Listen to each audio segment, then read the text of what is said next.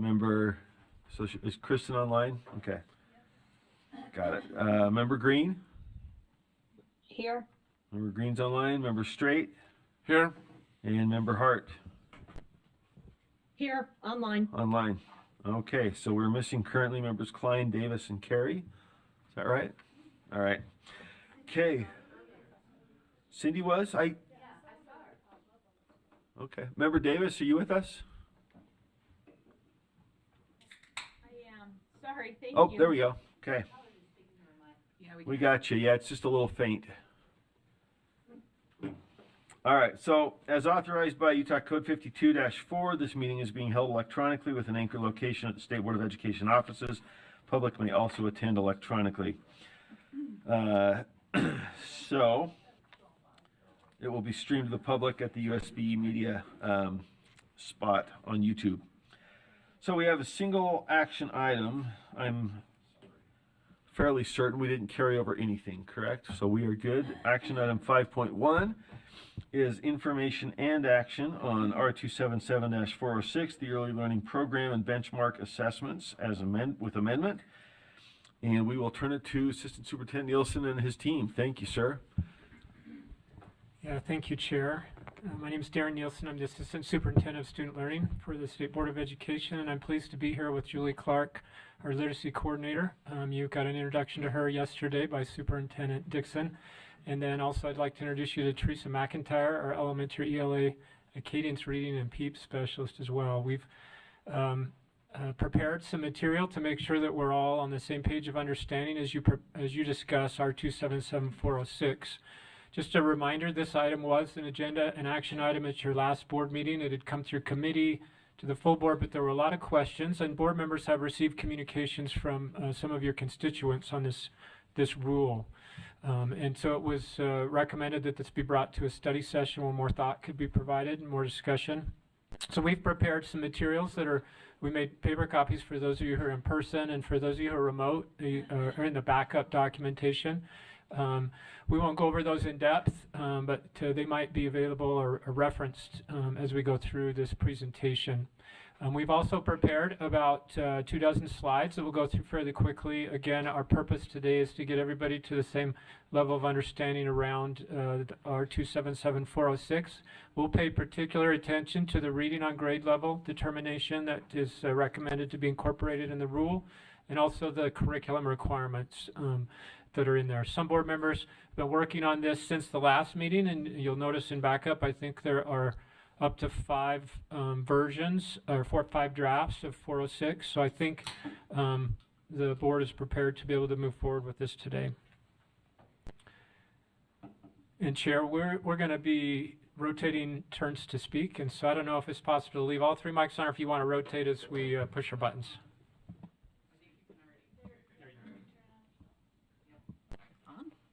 All right, can you hear me? Julie Clark, P through 12 Literacy Coordinator, and I'm happy to be here with you today. So I'm going to start off by kind of taking you down this little bit of a timeline of the Acadience learning assessment and different pieces around literacy and the literacy assessment and scores, and how it relates to our standards and different things. And as we go throughout our presentation today, we're going to kind of use this timeline and reference back to it at different points in our presentation to when these different things and come into play and how it adjusted what we're doing and what we're looking at here in Utah.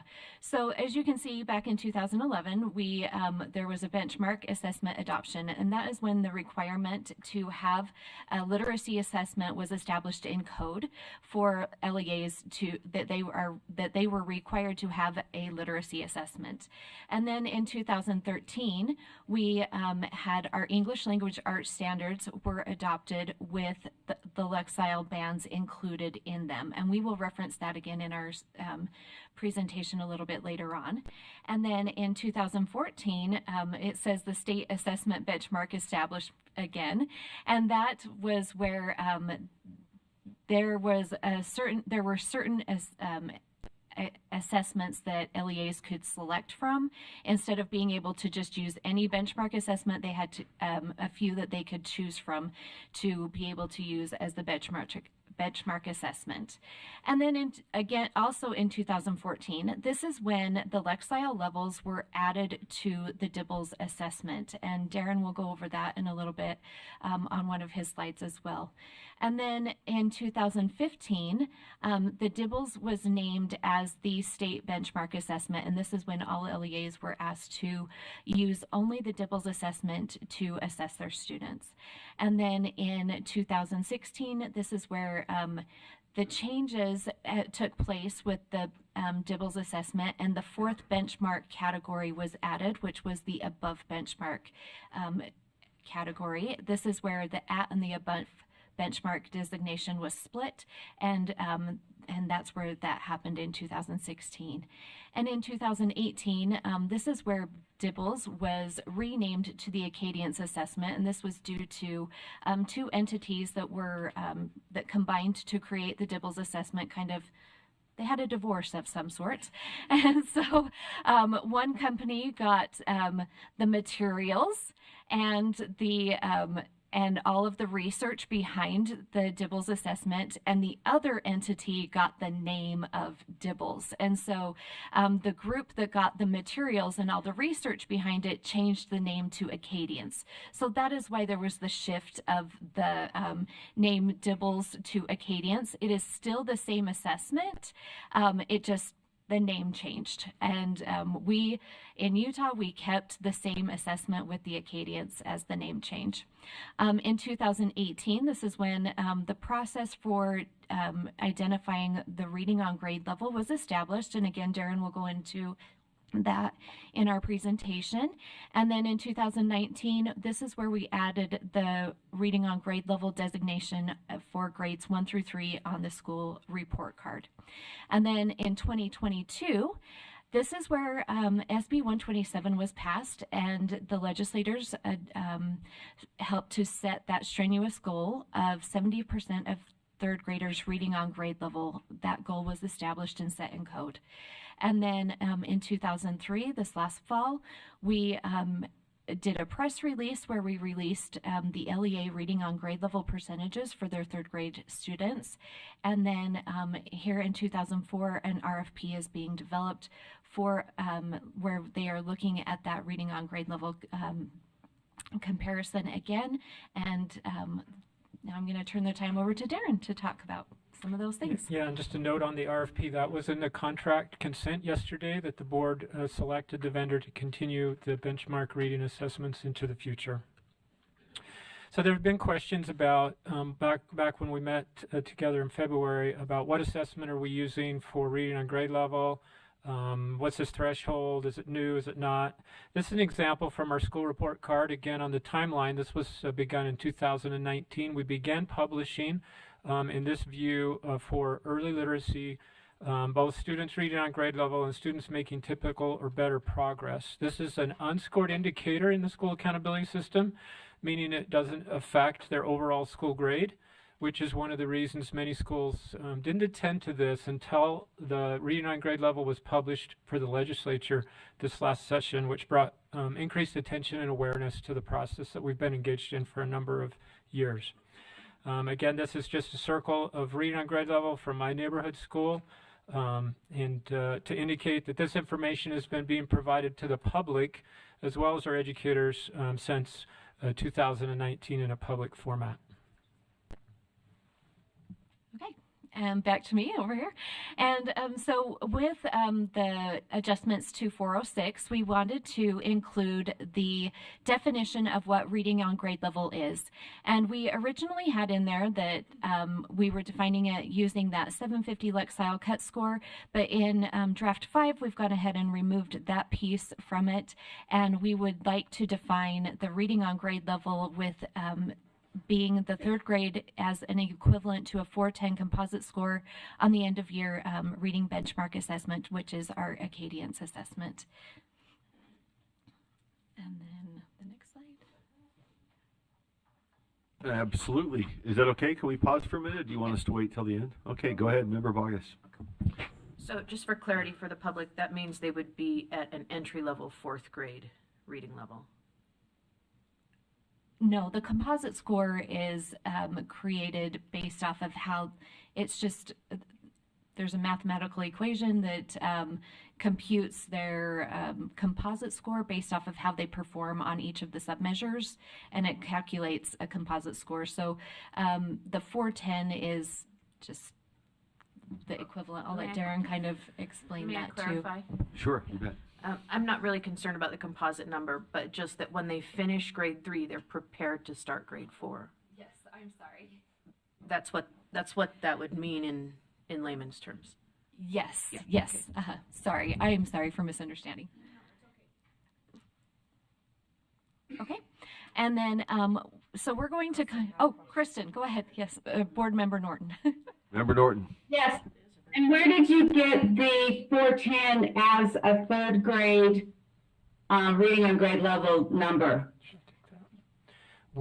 That's a great question, and we've got a few slides where I'll talk about that. Would you be comfortable with us waiting till we get to that point in the presentation, Board Member Norton? Of course. Okay, thank you. Great. So what are Lexiles? And we get this question a lot. So Lexiles are a framework, here you can kind of see the definition, that is on the Metametrics website that defines what Lexiles are. And what it is it's kind of this bridge between a student's reading ability and a text complexity of reading materials. So a student will, when they take the Acadians assessment, they will, once they receive their composite score, it also generates a Lexile level. And that Lexile level gives parents an idea of what range of materials their student should be able to read at. And then Lexile levels are also given to books and reading materials so that parents can help to match up where their student can read with appropriate materials. Now, this doesn't mean that because a student could read at a said Lexile level that every piece of material or literature is appropriate for that student at that time, because you could have a second grader who has a higher reading Lexile level matched with a book that the content would not be appropriate for them. And so that is where parents' judgment would come into play and what is appropriate for that student to be reading at that time. So that is the Lexile levels kind of give that range so it can help teachers and educators and parents to match a student's level of reading ability with materials that they could read at. And then why would we like to reference Lexiles is, sorry, I guess I kind of jumped ahead. Because we want to be able to help and assist in finding correct materials that are appropriate for them so that we can help students to continue to progress and in their reading abilities. So, Yeah, the other tool or value that Lexiles have provided the State Board of Education in identifying the reading Lexiles is it allows us to equate, and we'll talk more about that here in a little bit, the analysis that was conducted back on the timeline in 2018, and then not on the timeline, but subsequently post-pandemic, a follow-up analysis to that. And then if any of you were watching Channel 2 News this week, you might have been surprised that we're doing an additional study. That actually was authorized by the board with your carry forward funds last fall. Our Science of Reading panel had requested that. And so we're conducting another study to determine and validate the work that we've done in the past. That study could present recommendations for changes to Board Member Norton's question that we'll talk more detailed here shortly. That could recommend changes to that 410 that we currently are using, or it may say change the process completely, or it may say go ahead, we recommend you go forward with what we've currently got. So Lexiles have played an important role in the process of equating the composite score on end of year with what we would expect students to be able to read or predict they should be able to read by the time they get to the third grade. So standard setting is a term in the assessment world that we use regularly. In the standard setting process, there's a variety of ways that standard setting processes are conducted. The intent here you'll see was to align the reading on grade level status with the probability that a student would also score proficient on the more comprehensive third grade ELA assessment, or looking forward, as Board Member Bogus said, looking forward to make sure that when we're telling parents the student's proficient in a certain way, that they truly are, we have high confidence they're truly on track to be proficient on this, even a more complex assessment. So this study was conducted again in 2018, and then again a follow-up in 2021. Board Member Norton, so to your question specifically, there was this study that was conducted using a regression analysis process to determine where on that scale score, the Acadience end of year first, second, and third grade scale score, what's the number that we should use as we try to explain to students and their parents and teachers that this child is reading on grade level right now, and we have high confidence they'll be reading on grade level. If the instruction stays the same, they'll continue to be reading on grade level when they meet the third grade period. This is an important piece to remember as well. So the equating that we conducted was aligned with the standard setting process that had previously been done in 2014 for the third grade RISE. At that time it was called SAGE ELA test. I took this statement directly out of that standard setting document that the board at that time used to approve or adopt the standards for ELA, the proficiency standards for third grade and all the other SAGE scores.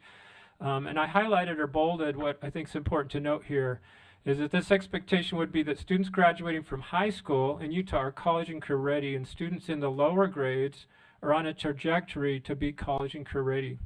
This is important because we're using this Acadience benchmark end of year scale score to connect to the scale score that's or the proficiency and scale score associated with the third grade ELA, which is on a trajectory that those students will be college and career ready when they leave public education system.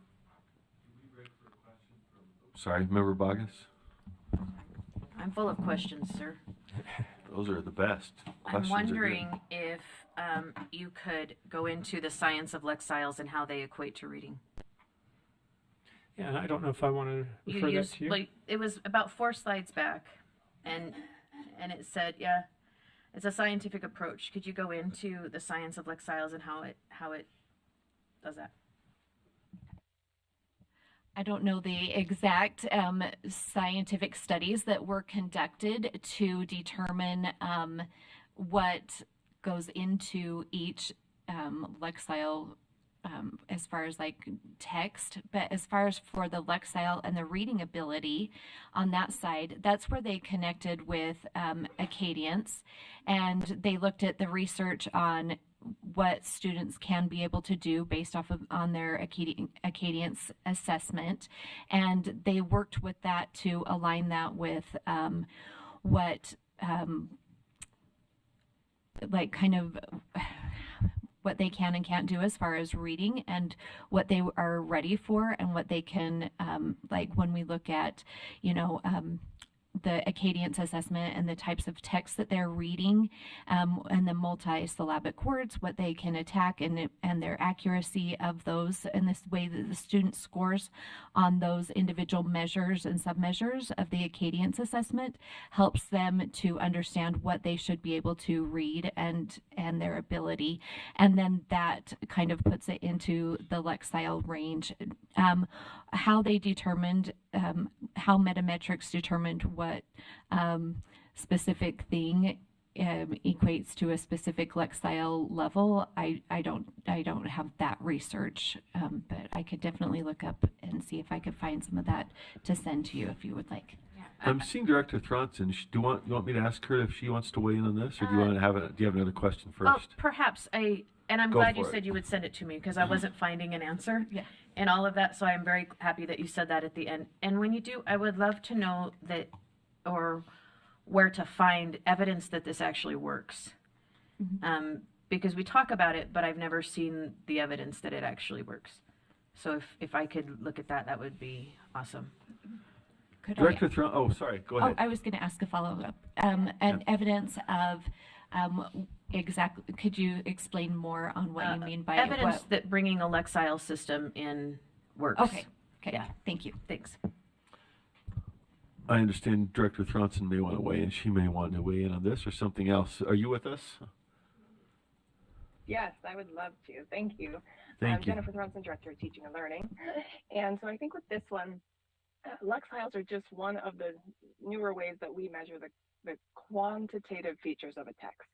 So many of you may have been in DRA or Fountas and Pinnell. There was always different reading schemes for over at least 70 years of how we measure the difficulty of text. These are quantitative features, which mean things we can measure: word length, multisyllabic, just like Julie mentioned, the number of words in a sentence, the things that make a text more complex.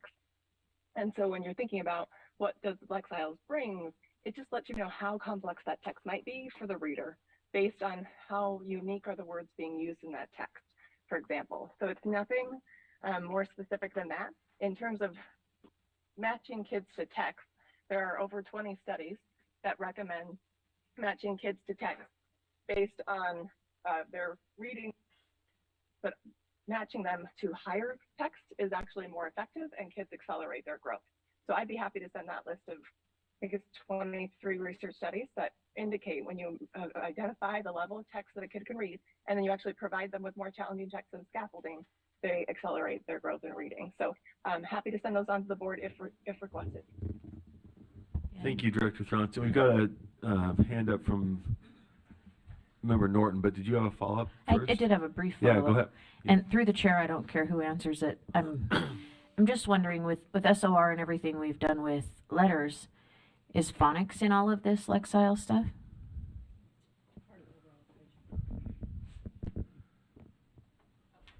Chair, would you like Yes, me to please. respond? Thanks. Okay. Yes, so phonics plays a part in that. One of the assessments on the Acadians reading assessment is where they read nonsense words, and that is looking at phonics is the connection of the phoneme to the grapheme, and so they're producing those sounds correctly and blending those into a word, and that is part of a phonics assessment, and so that plays into their overall composite score, which then equates to a Lexile level. So yes, phonics does play a part of that. Yes. Thank you. Member Norton? Yeah, I have two questions. The first question, I based my discussion today on draft number 5, which part of draft number 5 drops the Lexile. So I'm going to be talking here for just a second more about the composite score. Should I wait on that as well? Or can we talk either way. What do you suggest, Darren? You want to take it now? Okay. Okay.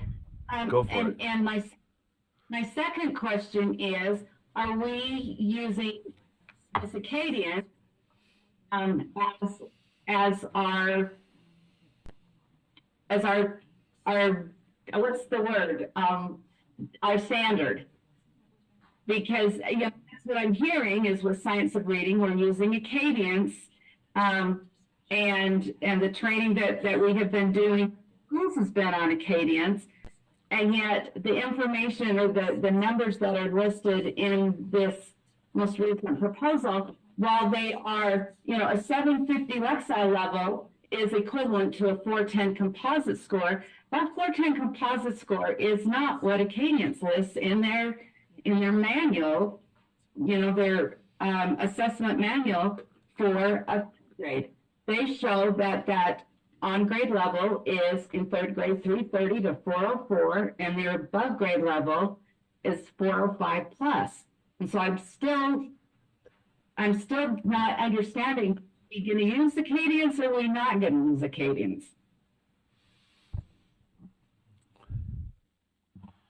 Chair, can I answer that? Teresa McIntyre, Elementary Assessment Specialist over Language Arts, including Acadians reading. So I think that there is just some misunderstanding as far as that Acadians is a reading risk assessment. And so it does provide us a very accurate picture of where a student is at. But when Acadians is referring to their benchmark levels, they're referring to the risk of future reading issues and problems. So when they say a student is at benchmark, they're meaning that they only have a 10 to 30% risk of future reading difficulties. And if you are above benchmark, then you only have about a 10% chance of future reading difficulties. And so at benchmark does not mean reading at grade level. And Acadians will say that that's not what it means. It just means there's less risk, and that the student is likely to be successful with just core instruction within the classroom.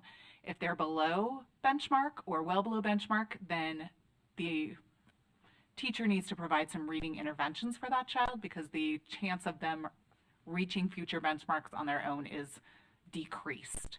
And so when we're looking at future data with students, those students who are above benchmark has been shown that they are most likely going to be just fine with core instruction and being able to reach all those future reading benchmarks. So that score of that 410 does fall in that above benchmark level, because it equates to less reading risk, and the study that Darren mentioned, right, it correlates with success of being proficient on the RISE assessment in 3rd grade. Follow up? Sure. But the concern that I have, though, is in this particular rule, that's what we are saying, is that we're going to, if they don't score at a 410, we are going to be requiring them to have additional assistance in their reading. And I mean, that's going to be 90% of our kids. And so that's my big concern. 410 is a really high mark for end of grade level, and for the purpose that is listed in this rule, that of students that will be referred for additional help. Chair, would I be able to respond? Please, yeah. Thank you. Okay. So by designating the 410, we are not indicating that any student who is scoring below that is going to be in need of receiving interventions or any additional instruction that needs to be provided. What we are determining is we were putting into board rule the definition of what reading on grade level is, because in code we have the goal of having 70% reading on grade level by the end of 2027. And so we had some confusion among our LEAs on what that was, the expectation was. And so we thought by bringing clarity to the issue, we could add that into board rule by defining that the reading on grade level would be meeting that 410 composite score. This does not mean that every student who scores below that will need additional interventions. You would still be able to use we would still suggest that every teacher be paying attention to their Acadians assessments, and those students who are in the below and well below benchmark categories, what you would give the diagnostic assessment to identify their specific areas of need and where their skill gaps would be, and then provide interventions to those students based off of those diagnostic assessments. So. Did that answer the question, Member Norton? Yes, you bet. Well, it does say in the rule, requires additional instruction beyond that provided to typically developing peers to close the gap. Could you provide us a line number for those of us tracking? Boy, I wish I had one. Oh, all right. Sorry. Finder, and hang on, I might be able. We can run a search. Let's see. Are you in draft 11. 5, Member Norton? Is this? No, this is 4. Oh, it was 11. I don't think it's been changed. 11, section 11, part B. Section 11. There's no line number. Let's see, 11, part B. I don't see 11.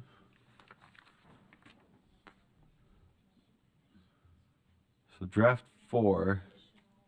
What were the language that you read, Member Norton? I'm just going to do a search real quick. Requires additional instruction beyond that provided to typically developing peers. Line 87, it sounds like, in draft 4.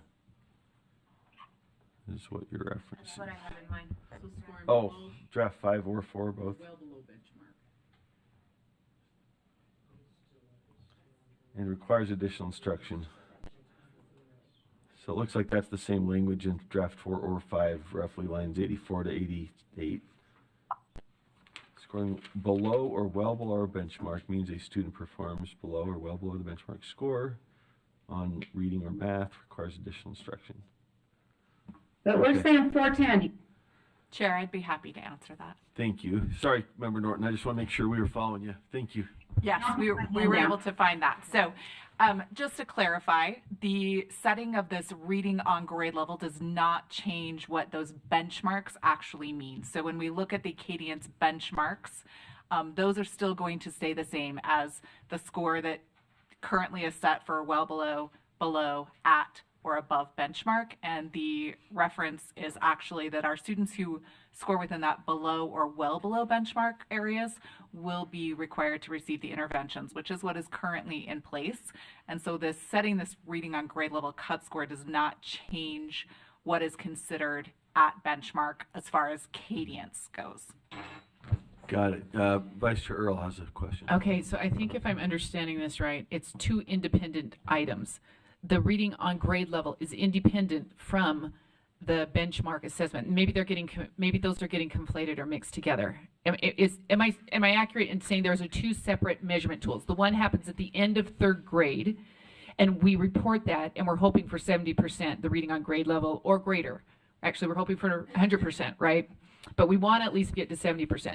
The other item is related to the assessment itself. When you give it the benchmark outcomes, will give you an indicator, and those are what you would do, right? If you below or well below, then you would do the interventions. Am I articulating that right? Chair, can I respond? Please. Thank you. Yes, so that is correct in the fact that when we look at our Acadience assessments, we're looking at the level of risk and do we need to provide extra interventions and support for the student throughout the school year, right? We take it at the beginning, middle, and end of year. And then we're looking at the end of year, third grade, what cut score do students have in Acadience that we are then associating with reading on grade level and also the likelihood of being proficient on the third grade RISE assessment. Okay, I'm grateful for this discussion because it's the first time I think I actually understood the difference there.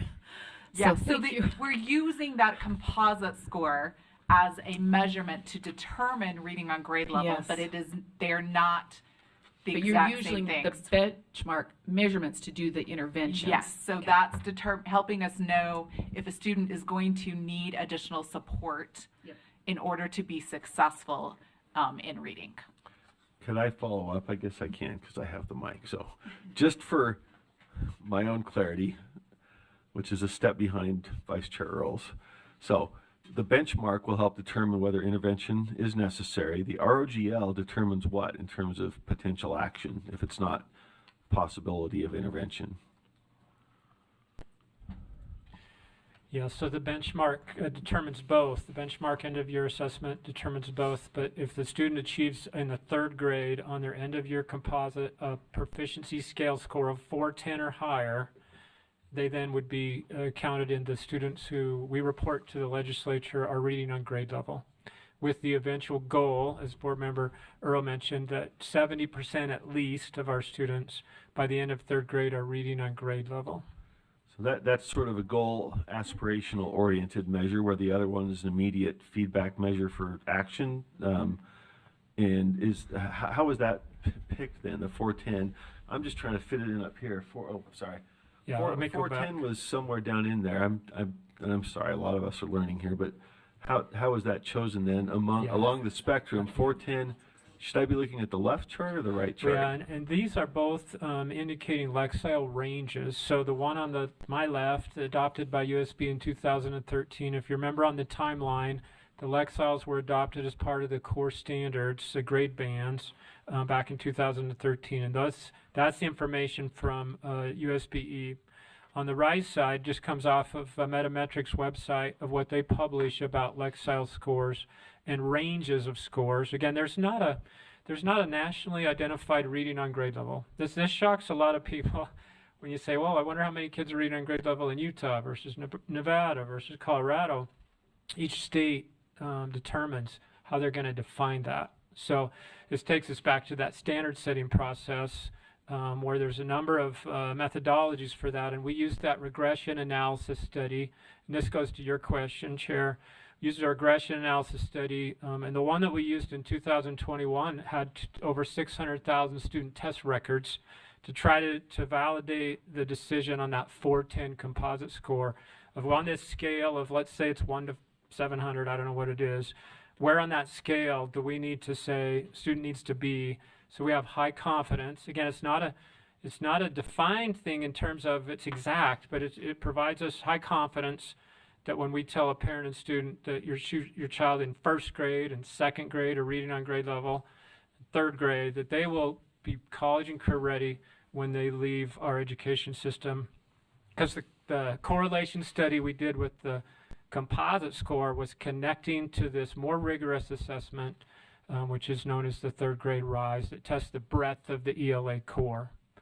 So again, the goal the board has had in the past is to make sure that score was aligned with letting parents know that students in lower grades are on a trajectory to be college and career ready. And RISE is nationally normed, right? No? No. We don't have a way of comparing that? No, I know it's ours, but I thought there was some translations that we did there between RISE and something else that allowed national norming. Yeah, to NAEP? So Okay. we will show some information about NAEP because there was a question, I think, from Board Member Klein about wanting to see trend data on our literacy. But I will point out, because your question brings me to this point. I'll sit back and watch then. Thank you. Yeah. Yeah, because when we talk about the rigor of this cut score that the board has selected, right, both for your RISE assessments and also now because we've tried to correlate it with the Acadians composite end of year score. You'll see this is from 2015. This is an independent website that went through every state, honestygap.org. They haven't done it since 2015, but you'll see Utah, I've put it in bold there, is considered a top truth teller state. So what they're saying there is the State Board of Education has established the cut scores for your RISE test, third, fourth, all those grades. We also administer the NAEP in fourth and eighth grades. How closely are the percent of students we tell parents are proficient on our state assessment versus the NAEP assessment? And Utah is one of just a few states that are considered top truth tellers. So the rigor, tension that you're feeling and that you're hearing from the field of, are we too hard, are we too low, where's the sweet spot? I share this just to point out, as we've tried to correlate that composite score, the 410, third grade 410, is it too hard or too soft? This is evidence that this connection to our RISE assessment, and also then it's correlating with our NAEP, which we'll go through some data here quickly in just a minute, would say that Utah has rigorous yet attainable expectations for our students. And that the measures that we apply in our state are consistent, whether we're looking at the NAEP, that's nationally normed test, Chair, to your point, a nationally normed assessment that allows us to compare to other states, versus our custom-built RISE assessment, or if we lean back into the Acadians, which is an off-the-shelf test that's purchased by many states or districts, that we are aligned, those scores are aligned, and we have rigorous but attainable standards. This has been what this evidence would allude to. Thank you. Go ahead unless somebody else had Member Norton has a hand up. And, Member Bogus? So Okay. just to clarify, we are saying that this 750 Lexile or 410 composite are to measure our predictability on RISE, and the Acadians recommendations are not going to be considered, even though, we've been told that they are, lots of background evidence on that. So the Acadians' recommendation of on grade at 330 to 404 and above grade level of 405, that is not going to be considered within the language arts group in state and at our local schools, but instead we go for we're aiming for the 410 and the 750 so that we can meet the standards of RISE. Chair, can I answer that? It's a great question. The answer would be that what we are saying is that the app benchmark rating that Acadians has listed is not aligned with the rigorous standards that have been established by this Board of Education previously. Obviously, the board can change that.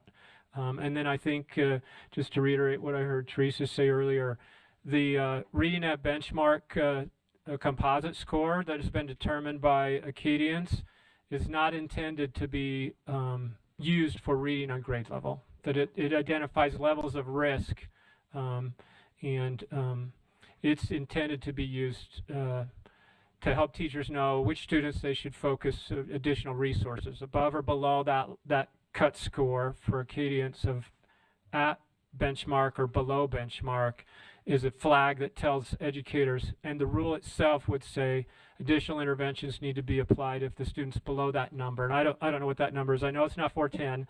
Whatever number that is below 410, that's what the off-the-shelf assessment Acadians would say that's what that number should be used for, and that they have not promoted that to be used for a reading on grade level determination. However, policymakers can choose to use that if they'd like to. Thank That's you. the question. Okay, thank you. I heard Member Bogus might be on remotely with a question. Yes, sir, I am. Okay. Yeah, I do have a question, and I think Director Nielsen answered a little bit of it. So I heard you guys say that Acadians identifies risk, and that interventions are initiated based upon risk instead of evidence of deficiency. Is that a truthful? Did I articulate that well? Can I answer? So we look at the student has been identified as possible reading risks, and then they are required to give a diagnostic assessment that aligns wherever the student is at. And then that diagnostic assessment information is going to then tell us what specifically the student needs support on.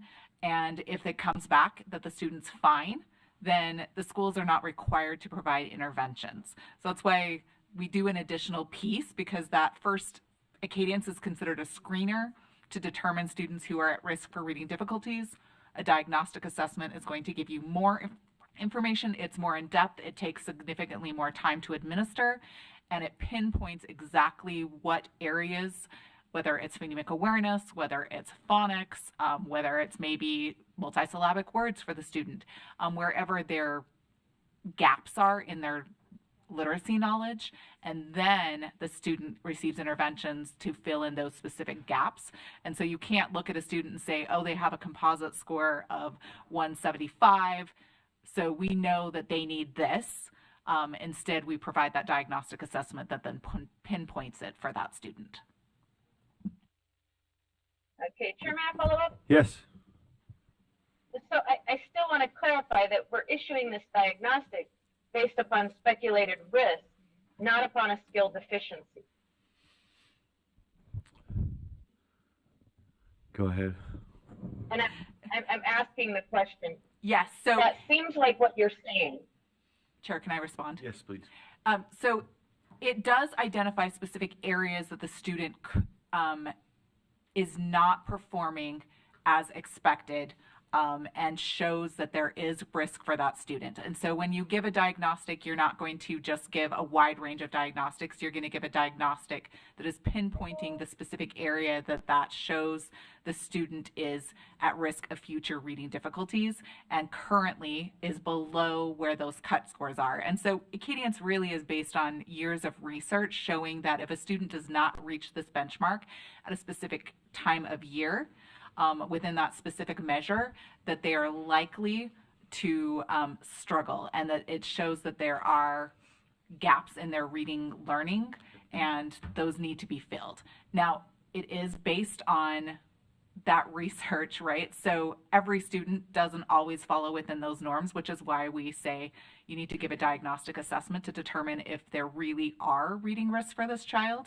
because sometimes kids just might not be having a good day. And so we do want to verify that the student really does need that support before we provide interventions. Member Bogus? Oh, Superintendent Dixon has a Yes, sir. comment. Do you have a follow-up? Go ahead. I do have a follow-up. Yeah. I believe, and I'm sorry, you can probably hear my car talk to me. I'm wondering about, there was a comment made, and I believe it was that there's not a national scale. And if I heard that correctly, my question would be, then what was Common Core for? If there's not a national scale or level of measurement. Anybody Sure, want may I to answer? You bet, thanks. Yeah.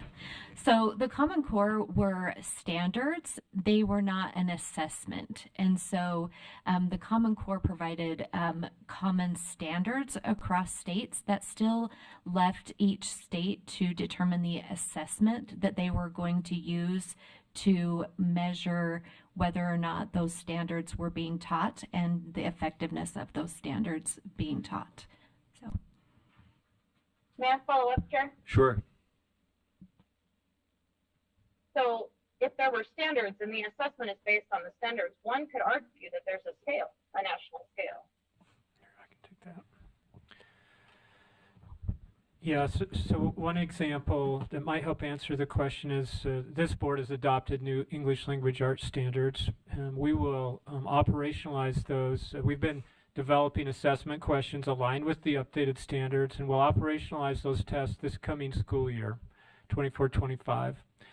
You'll hear from constituents probably in the spring of 25, hey, how come our students aren't getting automatic scores? How come it's taking a while to get our scores back?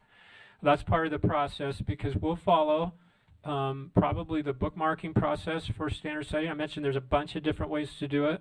And then we'll bring those recommendations from educators that we go through that standard setting process with to this board. And this board will decide in the fall of 2025 what the proficiency cut scores are for your grades 3 through 10 ELA standards. Even though you've previously established those, now that the standards change, which required a change in assessment, this body's the one that has the authority to do that. There's not been there is no federal legislation that I'm aware of that has ever given the federal government authority to determine standards and proficiency cut scores over a state's authority. That answer the question, Member Bogus? No, but I appreciate the answer anyway.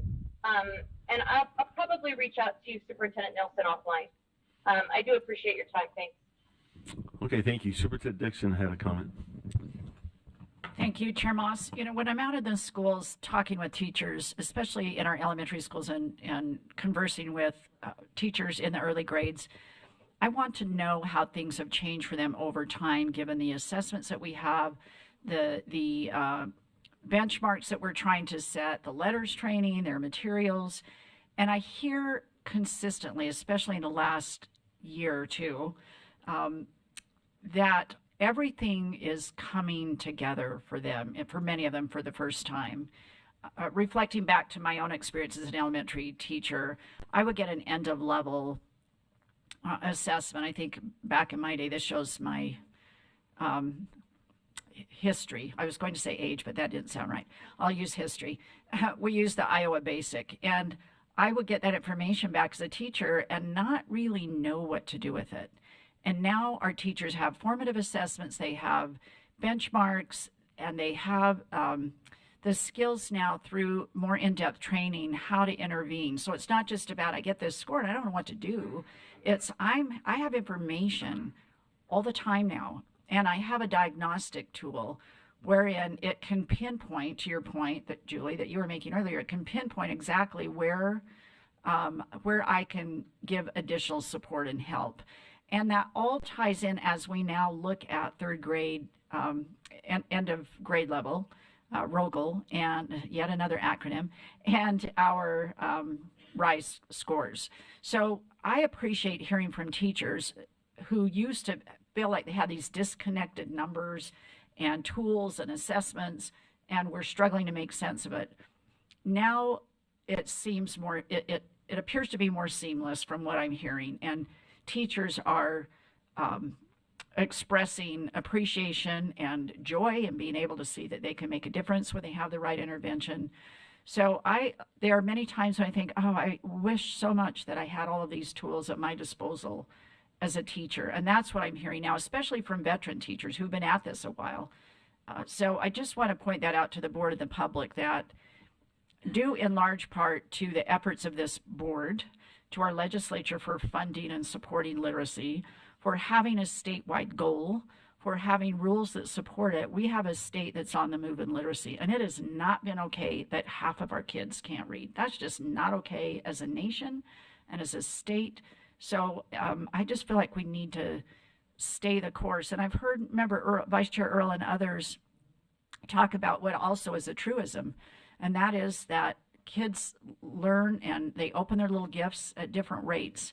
And so to assume that, you know, every kindergartner at the end of kindergarten is going to be the same, first, second, third, that's why that third grade is out there, because the majority of our students will have made progress by third grade. So we shouldn't be discounting those that pick up these skills a little later. And that's why our fourth, fifth, and sixth grade teachers are really interested and engaging in letters as well, because they too, as upper grade teachers now, have tools and can intervene and continue to support our kiddos.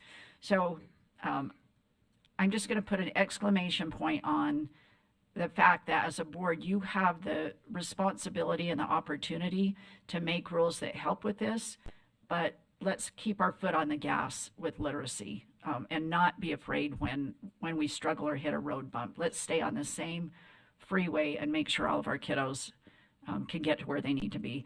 Thank you for allowing me a platform to just let it out, Chair Moss. Amen. Thank you. No, thank you for weighing in. Vice Chair, my brain was still in finance. Member Davis. Thank you. I'm just going to make the motion, and then you can. We've been studying for an hour. We can continue on or debate it or whatever. But I move that the board approve R277-406 Early Learning Program and Benchmark Assessment Draft 5 on second and final reading. And I'll speak to the motion. Okay, is there a second? It's been seconded by Member Hymas. Back to you, Member Davis. Thank you. I appreciate that, and I appreciate the patience of those of you that I have been asking questions to as well. I think that in the interest of understanding where we're at in the meeting, we have time in the next month if there are still changes that we want to make to this, because this whole thing is going to come back here in April, because we have to make more changes from SB2. But if we pass draft 5 today, what we're saying is that based on some of the feedback we had in our last meeting that wanted to remove the 710 Lexile score and go with the 410 Lexile score, that we agree with removing that 710 and that the 410 is more appropriate. It's also saying that we are putting, some real responsibility into the hands of the LEAs, and also reducing reporting burden by making this an assurance rather than having them have to write all their plans and reports and such. Understanding that we can go in and seek more information if we want to. But these are some of the key things that, if I'm understanding correctly, we would be voting on today to give staff feedback to say, yeah, here are some things that we agree with. We're going to pass this out today, and then you'll need to take this and align with other things for SB2. It's going to come back to us again in April. Understanding, I believe it'll be on the April agenda. And then if we want to tweak things again or change things differently based on mulling it over for another month and everything we've learned today, then we can do so. Thank Someone you, correct me if I'm wrong, because I'm trying to make sense of the whole thing in my brain. Vice Chair Earls. Grandma, Yes, who's that? it's Christina, and I'm so sorry. On Zoom, you can't see much in the room. I believe Member Davis said that it was a 410 Lexile score, and that's not what I recall. I recall that it was a composite score, Sorry. and I want to clarify that. Yeah, Point of sorry, you got rid clarification. of the Yeah, back to you. 710. Yeah, so, sorry, Chair. So sorry. From what I understand, I got rid of the 710, but it's the 410 on the end of year, if I'm understanding right. Yeah, So line I 80. believe, Chair, that it says composite score. Did someone Yes. confirm that for me? Because Yeah, there's let a me- difference between a composite score and a Lexile score. So the deleted, and you folks know what this means better than I do, but I'll read it. I can do that much. Reading on grade level or RGL for third grade means the percentage of students meeting or exceeding the 750 Lexile cut score is deleted, and in place of that, reading on grade level for third grade is equivalent to a 410 composite score, right? So we've taken out 750 Lexile, put in 410 composite. That's the change in draft 5, if I'm getting that right. Okay. Does that Yeah, answer the point thank of you, sir. clarification? Vice Chair Earl has a question, comment. Yeah. Oh, go ahead. It's a cadence composite score. Right, Yes, I and was I wrong. think it is Thank our you. reading benchmark is a cadence, right? That's what we've defined it as. Even though we say reading benchmark assessment, we don't list the vendor. Right? Am I okay? I'm seeing heads, people shaking heads. Okay, what Board Member Davis has articulated is accurate. There is one more piece to this, but maybe the motion could be made after it. This does have two pieces with it that we're approving when we move the board or this forward. And maybe the motion is to move this to the next meeting, but this is the draft to work from. Is that kind of what you're thinking, Board Member Davis? No, I'm thinking we pass this draft today and start working, and then any changes that need to be made with SB2 and repealing all the things that did, that can be made in April. And this can also be changed again in April if we need to. But at least if we pass this today, it gives staff some direction that we agree with taking out the 710. We understand that there's a risk level assessment and a reading level assessment. We understand, that we're clear in the way we're moving forward. Okay, I agree with that. There are two more provisions on this I think we need to be aware of. There's the two documents that would be included with it, which I would make a separate motion with that when after this is done, because I do think, well, let's do that, and then I'll make a motion and speak to it. So I speak in favor of this motion. Further discussion, Member Norton. I will be voting against this motion. I will agree with Superintendent Dixon that the legislative funding to bring in science of reading, the Acadians program, the letters training has been outstanding, and I have never seen such excitement amongst elementary teachers as I have these last few years. They are really moving forward. They're seeing great results because of their work.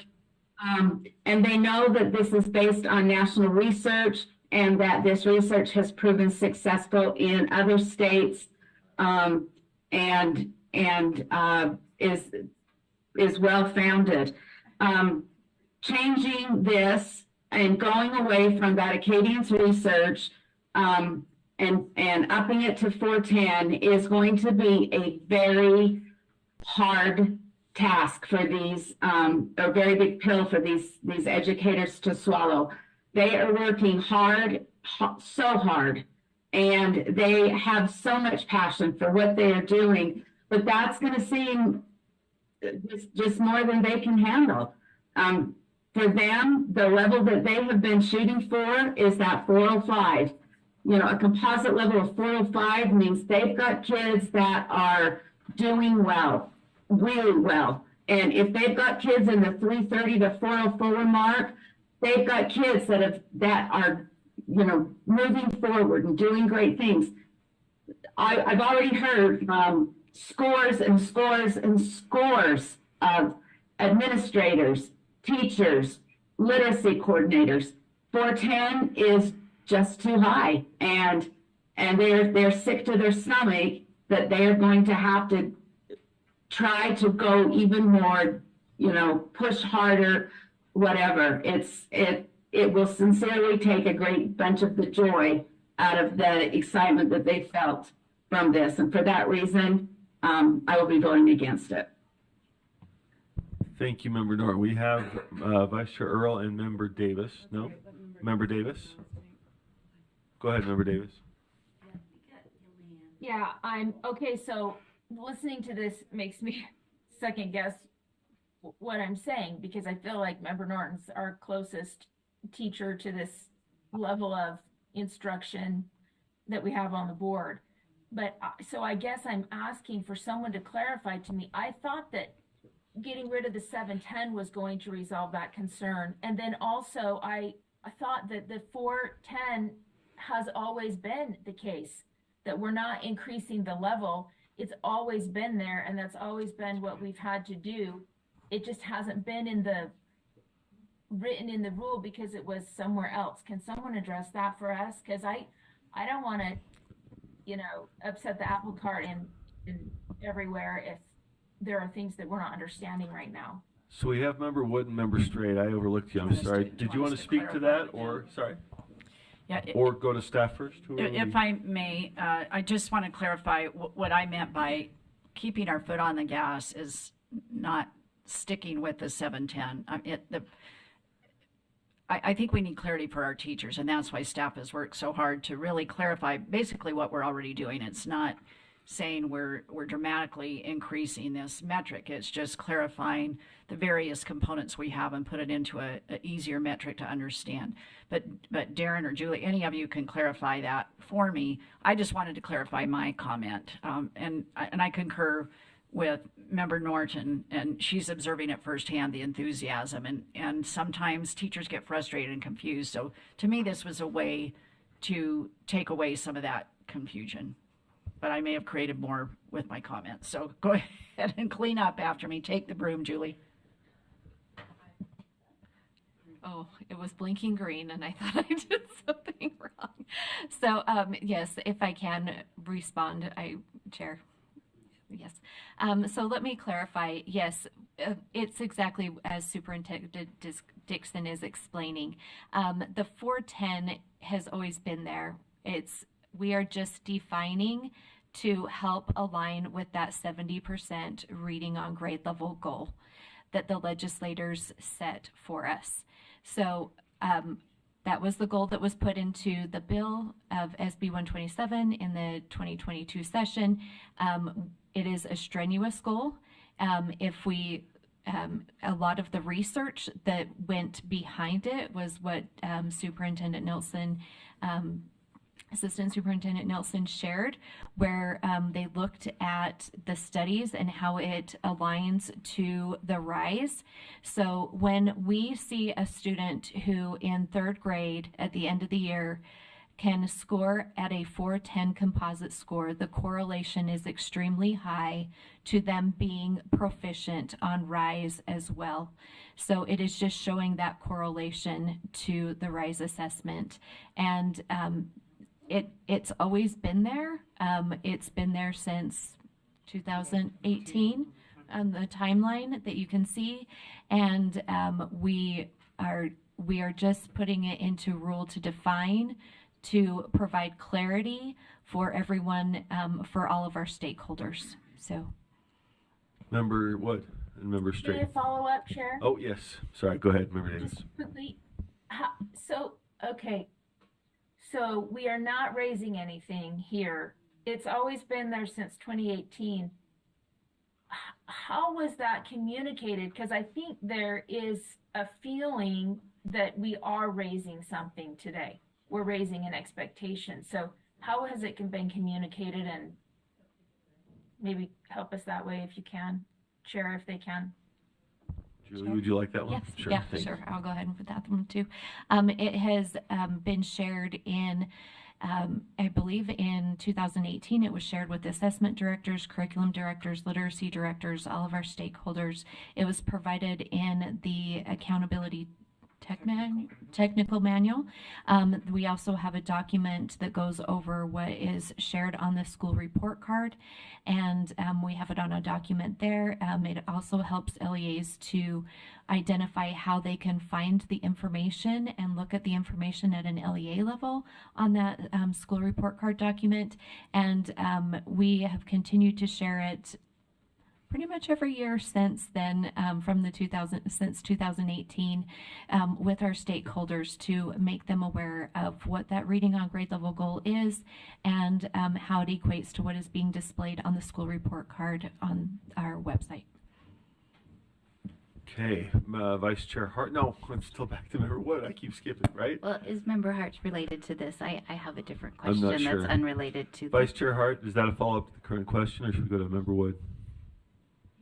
No, And we got Brent. I think we're running, it's about this. I think it feels very high stakes at this point to teachers. And it does feel like the heat's rising. There are some real consequences for not getting to the expected level. And it's that age-old problem. Do you set an ambitious goal that you know is really strenuous, knowing that you have less of a chance of getting there, or do you set incremental goals and then as you reach them set higher and higher goals? There's a lot of things you have to do when you are found to be not meeting goals. And in a time when teachers are potentially losing their aides and still going through, some of them are still working on their science of reading, it just feels almost punitive for the teachers. I don't know what the answer is, but it feels like we set a goal, a long-term goal, and we are rushing to we didn't set in incremental goals, and now we're rushing to get to that finish line, and teachers are not that confident that they're going to get students there quite yet. That doesn't mean never, it just means yet. And I think it would be really helpful to hear from some of those teachers. Because I think there's a lot of concerns all balled up into a whole. I think there's a lot of pieces, parts to this, and we do need to listen to our teachers. A stressed out teacher will not teach at their best, and we need to make sure that we're setting reasonable expectations and continually raising the bar, but not discouraging teachers. Okay, thank you. Back to Member Wood, I think, then. Can I change the subject? I would think the floor is yours. So Thank you. unless it's to math, we are. No, it's even related to the same rule. Okay. I have some concerns with lines 151 through 153, the changes there, and 184, 185.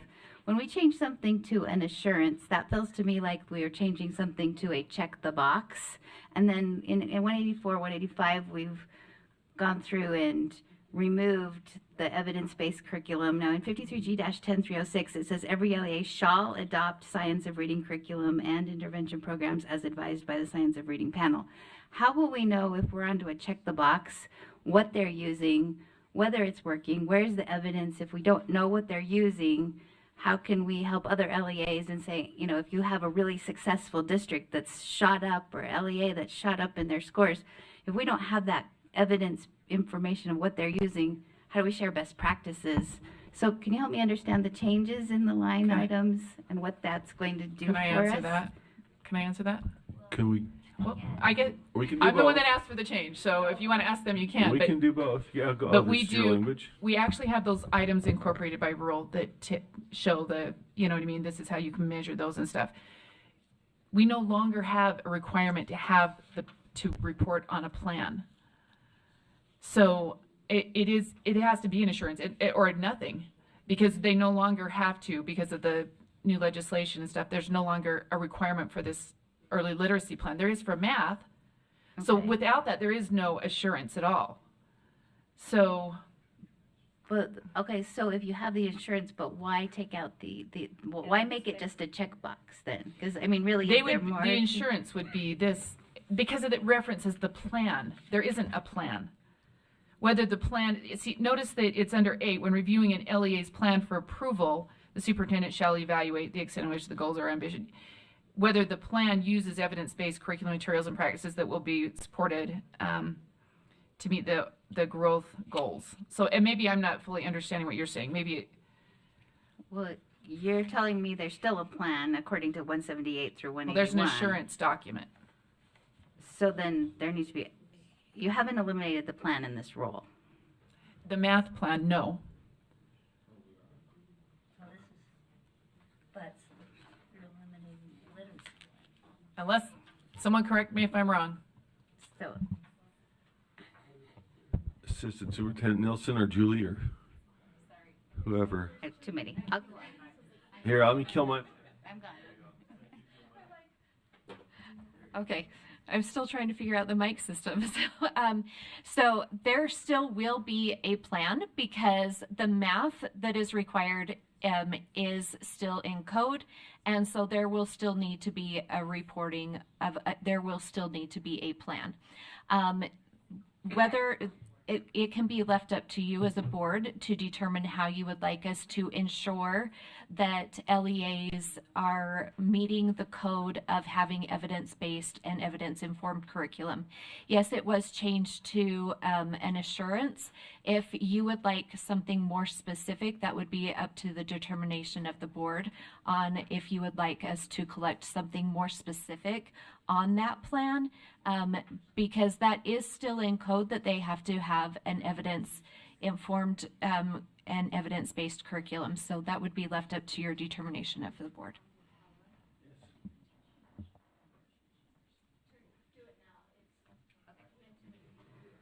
So, do you see a need for a record of that evidence-based practice in your work behind the scenes?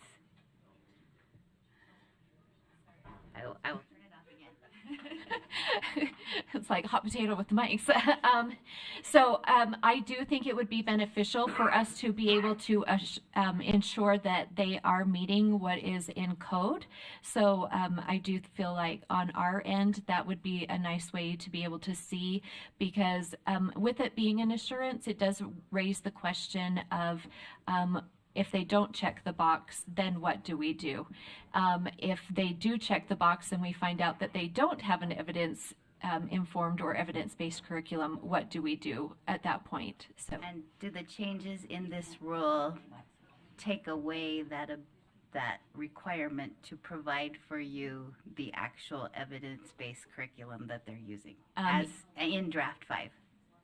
yes, there would be no way for us to assure that they have an evidence-informed or evidence-based curriculum, because they would not be reporting what curriculum they have. Let me just invite Director Thronson. I'm sorry, she's had a hand up, but she may want to weigh in on any or all of these questions. Are you with us, Dr. Thronson?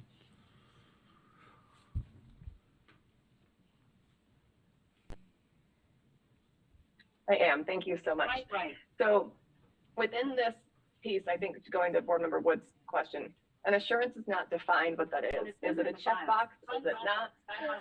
It could be an assurance that says we do, and here are the programs. So that might be, as you guys discussed this, how you want to have that done, would be the opportunity to consider. An assurance it has typically been a checkbox, but it could be, we assure, and here's the programs that we have.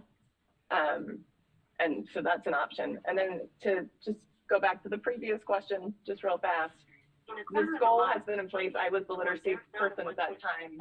The 410 has been in place since 2018. It's been 6 years. We have not had uproar over it until it became public, but then it has been on the school report card. And so this is coming down to, what do we believe kids can do? I believe in our teachers. I believe they can get 70%. Knowing that 95 to 98% of kids can learn to read, I believe that they can do 70%. It is an incremental goal. We did not set it at what is possible, which is 95 to 98. We set it at what we thought we could do in the next 5 years.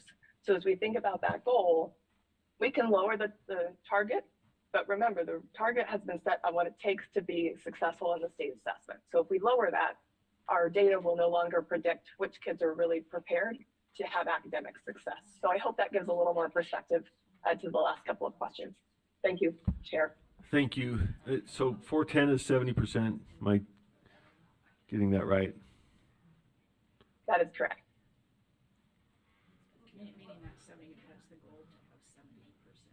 But yeah, sorry, what's the correlation between 410 and 70%? 70% of kids get at 410, or that 410 is 70% of proficiency? 410 is the reading on grade level. So it tells you that they are But reading on grade level.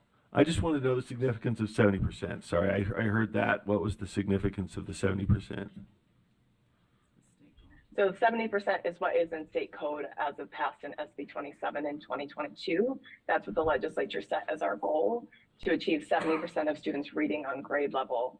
And so that reading on grade level since 2018 has historically been 410. So if we change it, it might also look like we're manipulating our data to look better for the legislature, because we set the 70% based on that 410 cut. So just lots of layers. Got it. Just Okay, like thank you. Informed about your decisions. Yeah. Thank you. We've sort of been holding ourselves to that, but not individual teachers by rule, at least. Then they've not been seeing 410 as the. Okay, let's see who's up. Back to Member Wood. Oh, Member Straight. We have not gotten to Brent. Sorry, we've got a lot of people. Thank you. It'd Brent. probably Sorry. be good to skip me, because I think my knowledge level is lacking in this. And so I was a track coach for lots of years, and one of the events is a high jump. So if you're at 5 feet for boys, junior high, that's pretty good jump. Let's say that 50% of boys could go over 5 feet, and we raised it to 5'2", and it dropped by 10%. Is that what is happening here? But I've also heard that 410 has been the standard for a long time. So I'm confused by, are we raising the bar or are we not? And we just thought that's what it was. Chair, do you mind if I tag on to his question? Member Straight's question. I guess I'm hearing Member Norton talk about that 410 number, which has been there, but I'm wondering if it's not necessarily it's not necessarily that number, but those benchmarks aren't adding up, and I don't know if we can get clarity on that piece. I feel like that's kind of what Member Norton's getting at, not the 410 number, but the benchmark numbers, if I get that correctly. Okay. Not sure if you have clarity on that, because I feel like we're focused on that N number, but that's not necessarily really what what Member we should Norton's be. concerns are. Yeah. I guess we should let Member Norton address that. If she wishes, Chair. I'm sorry, what's the question? Through you, could we have a response? From I'm struggling understanding exactly when we use these numbers, what that means. And so, question for well, Board Member Rill Member brought up Rill? in answer to my question. Maybe there's too many things going on around here, but you wanted to direct a question to Member Reel or to Member Norton? Well, I am just I was Take it going away. to see if Darren could answer the question, but it seems like we're focused in this conversation on that 410 number, but that's not necessarily the issue that Member Norton sees in this amended rule change. It's not necessarily that number, but the benchmarks that aren't really adding up or not working in application for teachers. So I didn't know if they had, if staff had a response, or if Kristen wanted to clarify if that was her, or Member Norton wanted to clarify if that was her concerns. But I'm just trying to make sure I understand. Maybe we put this to Member Norton and then roll it all into staff if that's all right. And then back Member to me. Norton? And Then back to me. Then back to Brent. Okay. Round the horn. Okay. Member Norton. Okay. So what I am looking at right here is the Acadians Reading K through 6 assessment manual. And on the 3rd grade end of level, there's the well below and the below. The on-grade level is 330 to 404, and the above grade level is listed at 405 plus. Now, teachers give that to students in April, May-ish. There's a window. And then they've done that beginning of the year. Hopefully they're showing growth again in the middle of the year. Hopefully they're showing growth again at the end of the year. They are consistently, doing their letters teaching as they have been trained, and they're seeing the, et cetera, et cetera. And they send that home to their students' parents. And it says your child is, significantly below, on grade level, above grade level, based on this information. And that's where that 405 plus says, oh, that's not 410. That's the 405 is above grade level there. And then the 3rd grade class, for the very first time ever, takes and that goes home to parents who just got one, a few weeks earlier that said their child, if they were a 405, is above grade level. But now if they score a 405, they're not considered on grade level because they've taken, and maybe they do great on their RISE assessment. I don't know. But if they do the same level of work, a week later, because usually you usually do your cadence testing and then start right into the RISE testing. So, we're not talking a big gap of time there.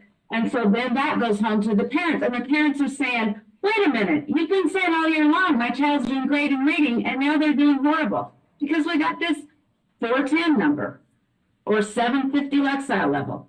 That's where there's this dissonance. That's where and that's why I'm saying, what are we doing with 410? Are we going to go with the cadence and follow cadence? Then let's do that. If we're not, then, let's just do all that we can do to get them ready for RISE. But these two separate numbers, these two separate settings, it can be devastating to teachers. And I'm going to. I think we lost you, Member Norton. Were you done, or? I'm done. Did we lose Yeah. you? So that Okay. Wasn't sure if we got cut off. and below, and it's a problem, and so I'm doing it my best, trying to help you understand the disruption it causes and the concerns that I have. Thank you. The connection got scratchy for just a sec, but we got you. And let's put this to Assistant Superintendent Nielsen then. Yeah, thank you. I'm going to start with Board Member Straight's analogy. Here's a question, because I was also in track and field. So you mentioned you start out with 5, and then as a coach you say we're going to go to 5.2. If that's the way it was, 5.2 was established in 2018 on that timeline we started with. So it's not been changed since then. And if we use that same analogy for Board Member Norton's question, when she said that the 330 to 404, which is the Acadians benchmark range for at benchmark. So end of year composite at benchmark ranges between 330 and 404. Board Member Norton, you used the term at grade level, and that's part of the confusion here, because Acadians would say, we're not telling you you're at grade level. We use the term at benchmark. And remember, we talked about what the Acadians test, which is a short 3 to 4 minute reading test. So it's not designed to be a comprehensive assessment to determine students' overall proficiency, even in reading. It's a screener that identifies level of risk. So that's the first part. We're not saying the students at grade level. Acadians isn't even saying that at 330 to 440 on that scale score.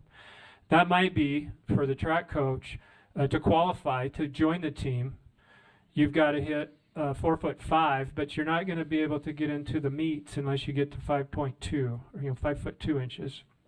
So it's that's not an exact analogy, a way to use that, but that might be one way to look at it. The range on 330 to 404, which is at benchmark for Acadians end of year 3rd grade, is a risk level. And through the regression analysis that was conducted in 2018 and then followed up in 2021, indicated that a score of 410, which is slightly above the above benchmark range in Acadians, is where a student needs to be to have a high probability that their college and career readiness track for their reading. All right, any follow-ups from those? I see Member Davis, but did we get it back to Member Straight first? Wow. So I have a lot of emotion still involved in my thought processes in regards to this. I really appreciate draft 5, the work that went into it. I appreciate when board members get together and put something together like that. I think maybe the piece that's missing for me, because I would like this to be a unanimous, or as close to unanimous as we can get. And I want to make a substitute motion. That's what I want to do. I'm doing it on the fly, so understand that. So I move that we postpone this to our next meeting. And in the meantime, we have the drafters of what we have in draft 5. I think most people feel comfortable with the format and that. And that we add, and this is the part I think will make the most sense. We add Board Member Norton, and I guess I'm going to add someone without their approval, and Board Member Wood, to work together and come to an understanding that we can all appreciate. Anyway, did I break any rules? No, it's just kind of funny. I'm going to make a motion that you two work together, which... How about, you know that works for me, but I'm just saying, it just I don't know about the others. So if I were king, I would be my motion. Okay. All right. You want to specify the snacks for the meeting? Whatever they like. Okay, so the substitute motion is, let's see, should I take a shot at framing that, or is it up there? Why don't we say what group we're adding that to? Do we want to put that in? I mean, obviously, all board members are free to get together and talk, but you're trying to focus a particular discussion. So you're adding 2 board members to what? I think, do we want to see? Right, but do we want to name those who have already been involved? So the people they are going to talk to would be Member Hymas. Who's on draft 5? All right, so that's the group you're adding these two to, would be Member Hymas and Earl, not to the exclusion of others, but the suggestion is, so the board postpone the item to the April board meeting and request Board Member Norton and Member Wood to work with Member Hymas and Member Earl on a non-exclusive basis on R4277-406. Is that a friendly, just so we make clear that other board members are are welcome, but I get your point. I think we all get your point. So, draft 5. Is there a second to that motion then? Or okay. So it's seconded. Back to you, Member Straight. Want to speak to the motion? Then we have Member Davis ready to speak as well. No, I think I've said what I need to. If that's not what the board wants to do, I'm fine with that as well. Okay, Member Davis has a hand up, and then Vice Chair Earl. Yeah, I was going I'm sorry, to I meant Hart. withdraw. Sorry, Cindy, go ahead. Me? Yes, I'm sorry. Member Davis. I was going to withdraw my motion if it, without objection from the floor, just to give an opportunity for us to wrap our heads around this.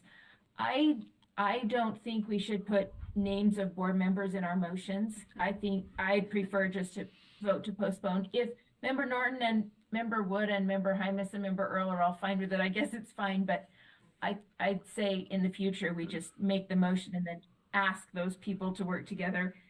I have one lingering question that I just need a quick clarification on. What Superintendent Nielsen was saying was the end of year for 3rd grade is 330 to 404, and above grade is 405 plus. That is, am I understanding correctly, the benchmark Acadience assessments? And then my second part of the question is then, the 410 number is the composite rise that shows, that's what we're using to show on grade level reading. Because I think the confusion for me is that it's ironic that they're all in the 400s, that it seems like it's the same assessment, and I think it's confusing people. So can someone, is my understanding accurate? And if it is, then I understand completely why it's so confusing. No. Sorry, yeah, go ahead, Member Norton. That 410 is the composite score from Acadians. Correlated Okay. on So a predictive basis with RISE, correct? Okay, I'm getting a nod from Superintendent Dixon. I'm making stuff up. Okay, so let me just make, so the concern is that we are saying that you have to have a 410 to show that you're reading on grade level, when in fact, the National Acadience level, you're reading on grade level at 404, and you're actually reading above grade level at 405. And we're in a predicament because code requires us to make a quote unquote, I think the language is rigorous literacy goal that 70% of our kids can achieve. And so we set that as 410. But instead of making the language that says 410 is actually reading above grade level, we're setting that as if it is grade level for a Utah standard instead of a national standard. And it's stressing teachers out that we're formalizing it into board rule, even though it's been there since 2018. And if we lower it now so that it more accurately reflects the National Acadience assessment, it could appear as if we as a Board of Education are lowering literacy expectations for our 3rd grade readers. Can someone tell me if I'm getting the landscape right? And if so, we need to think about all that over the next month when we come back for a rule. Superintendent Nielsen? Yeah, so as I listen to that question, Board Member Davis, the subtlety that you that I picked up there also highlights the challenge, and that is Acadience doesn't have a reading on grade level determination anywhere in their assessment, right? So that term, here's the subtlety, I think, of the root of part of our challenge that we have, is that term reading on grade level is not part of the Acadience reading benchmark lexicon. We have You used it, Board Member Norton used it. Teresa said when she was a teacher, she believed that it was a reading on grade level determination. What Acadience does is at benchmark or above benchmark or below benchmark, and again, it's to measure level of risk.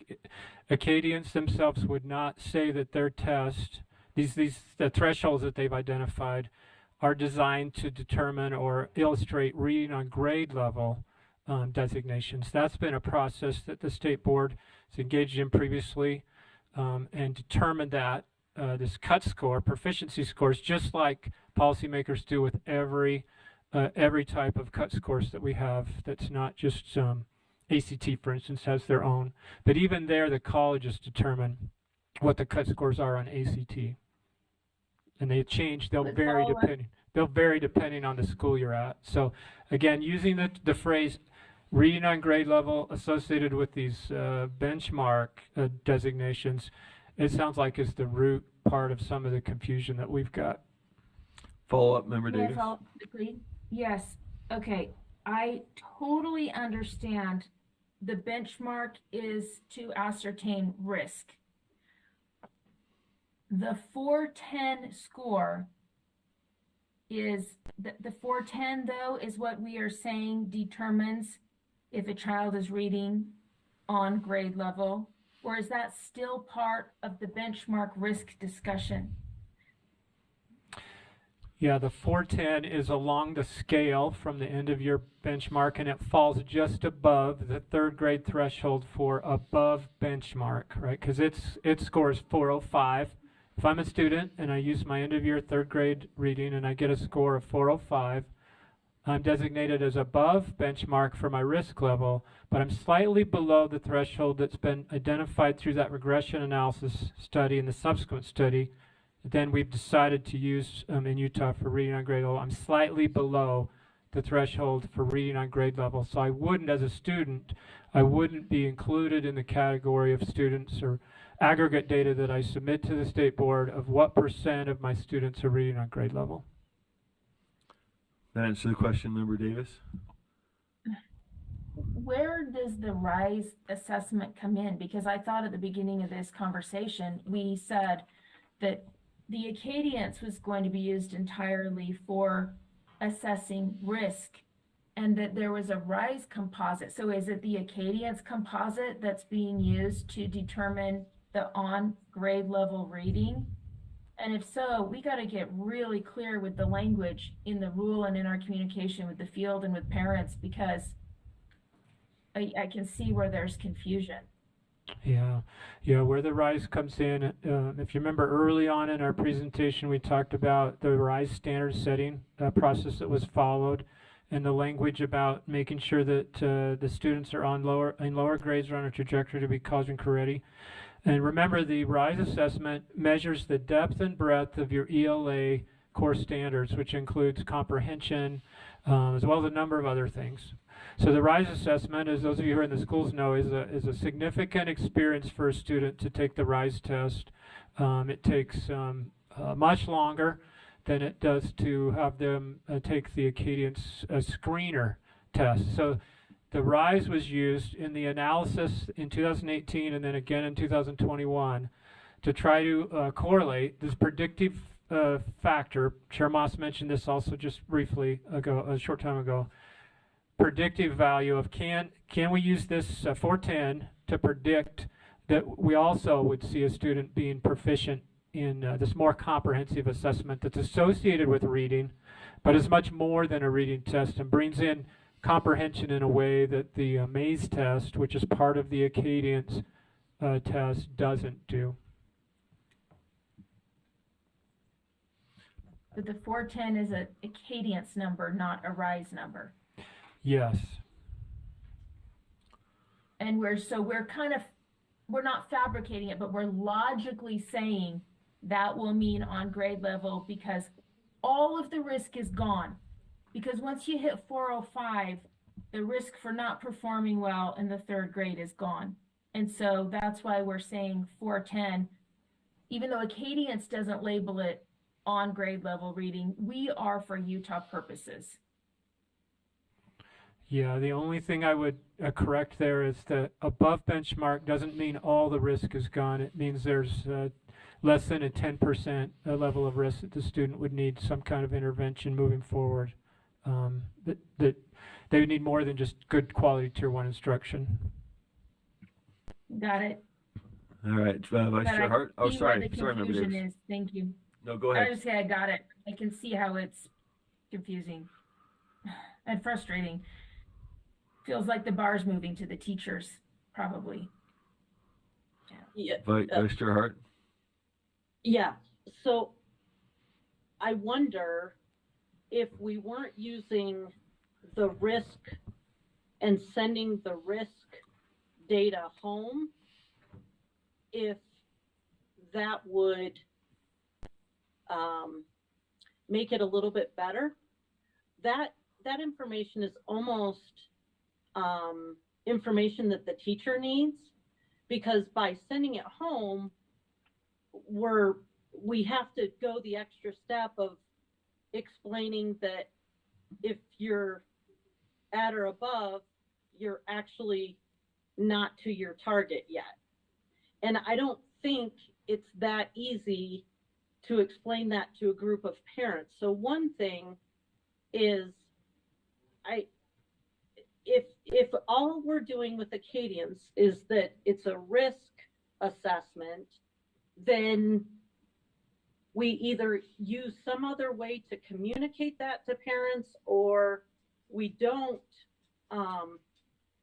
communicate risk. We simply report where they're at. The scale for parents can't change. We can't send multiple reading measures home to parents, because if they're not exactly aligned, it's going to be frustrating. So, and about the bar, teachers knew that it was there, yes, but how many places and how many times does the president or whatever set this big audacious goal, and by the time time's up, they're out of office or people have moved on or whatever. So it felt like they were marching towards it, but it was okay to be doing that incrementally. And now putting it in rule feels much more scary. I don't know any other word for it. So I think one problem is the way we're messaging, because teachers, the one thing they're afraid of is confrontation with parents. And if you've got a difficult system to understand and make the numbers explainable, they already know what's going to happen, and that's not fair to them. So whatever materials we send home needs to be, it should not have multiple scales. I don't know how to say that really. And also, I didn't hear Kristen agree to be on that committee. I don't want to put names in there, because I don't know that people want to do that. I'm not sure if it was a committee. It was a collaboration and a rolling working group with designated snacks. I think. But let's see if she wanted to be in on it. Sorry, yeah, Member Straight. So, I think my point has been made. I think we do need to come to some agreement. The last two commenters, Board Member Davis and Hart, they've really gelled things in my mind on what the issues are and the challenges. And so I want to, if the body agrees, I'd like to withdraw my motion, because I think we can get there in a different way. Does your motion then, would it still be to postpone, just not to appoint a particular group? So if we want to frame it up, I mean, this is why we have study sessions. We've done a lot of exploration here. I've stumbled around, and that's the beauty of a study session. So I think this has been terrific. Do I feel like I'm ready to vote on the final product? Probably not. So that's just me, but what do you want to do with your motion, Member Straight? Well, I think I'm not ready to vote on it. I'd like to postpone so I'd like to withdraw this motion if allowed. I know it's not my motion now, but, and then just, what'd I say? Just postpone the item to the April yeah. board meeting? Yeah. Any objection to that be taken as a friendly? Hearing no objection, I think the motion then would be to postpone the item to the April board meeting. Is there a second for that?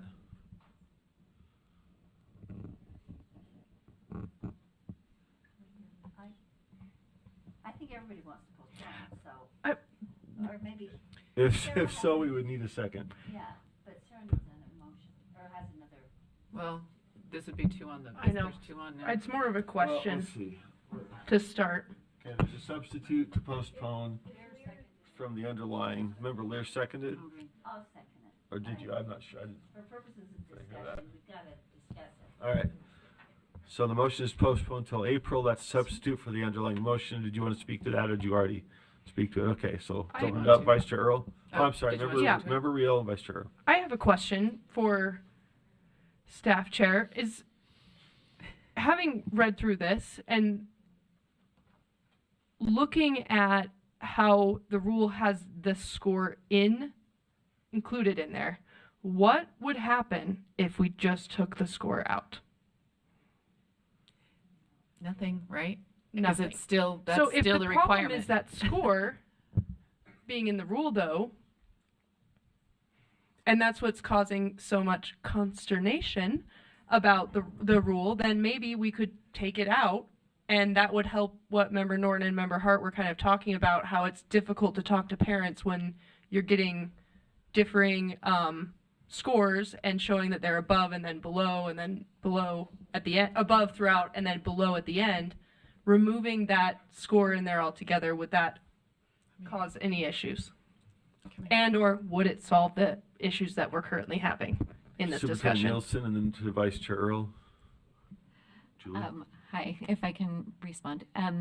So we put it in the rule for transparency reasons, so that, because we did release the press release saying where LEAs were in reaching and achieving that target of 70% reading on grade level. That brought to light, well, what are you using to determine reading on grade level? And so when we started talking to them about the cut score that was used at that 410 and the 750 Lexile level, they were not understanding why that was being used. And so we thought, for transparency and clarity, we would put it in the rule to bring that, to just be transparent with our LEAs. Little follow-up. Yes. So I understand the transparency piece, and obviously I always want to be transparent. I'm thinking about these parents and all of the different things that they have to juggle and manage. Just even opting in and opting out of surveys alone is a lot to follow. But overall, is it, other than the transparency piece, would removing that number be helpful for the issues and concerns that Member Norton has brought up about the benchmarks and the discussion that we've been having today? And maybe that's more for the body than it is for staff. But So I don't know if I can answer this question or not, but regardless if this is in rule, like today, 2 months ago, 2 months from now, what is being articulated will still be 410 is still going to be the measurement tool. The point in putting it in is so that it was clear. Now, if it needs to be moved up or down or whatever needs to happen, the ask was to put it in so people knew exactly what it was, and board members knew.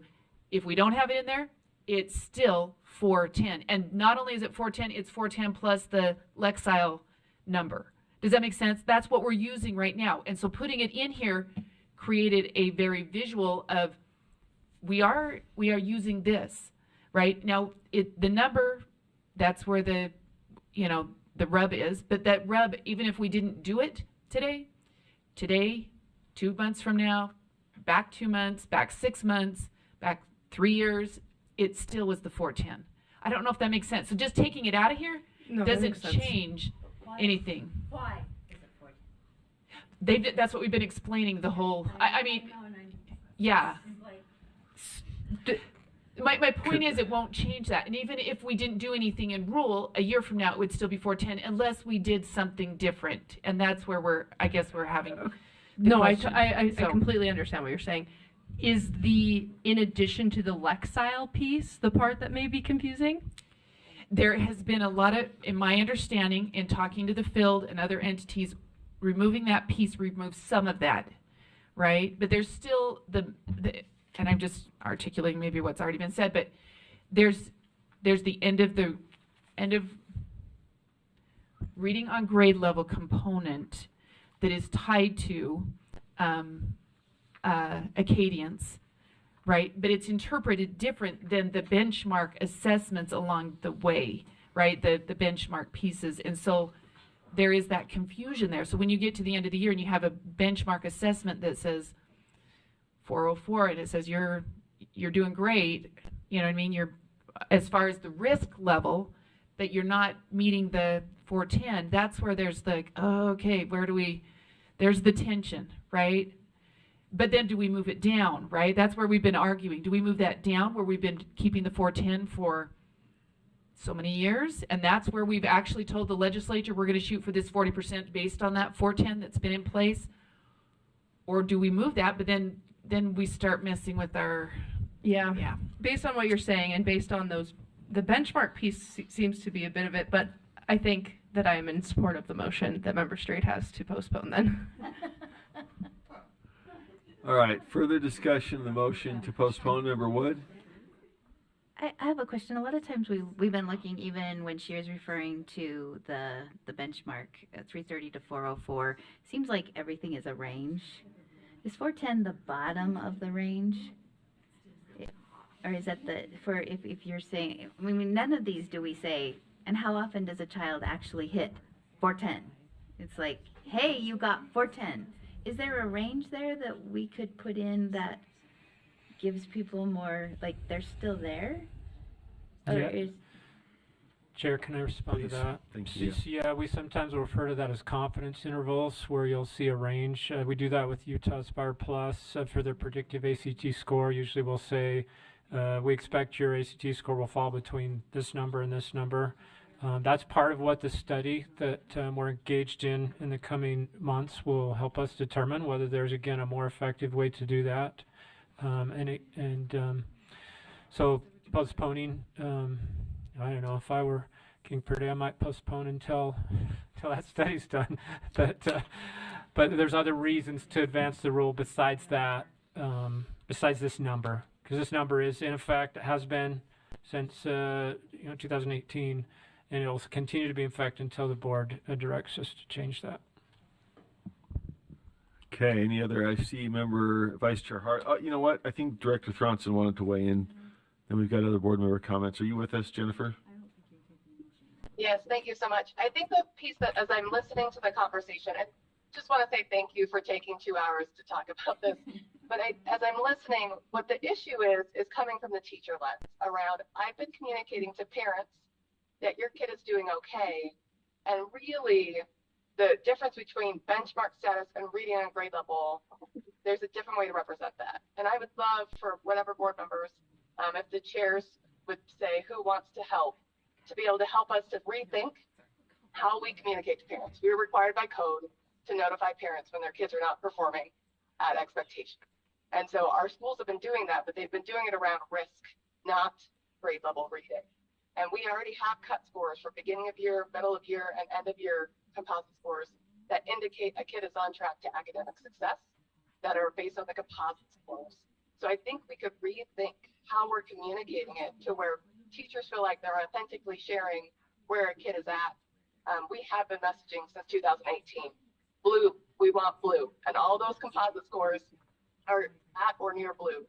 And so it's not that our teachers don't know that, but I can totally understand that how we've been communicating it, because it's been based on benchmark status, would leave a parent thinking their kid's okay and a teacher thinking the kid's okay. when really they're not on trajectory to achieve grade level success.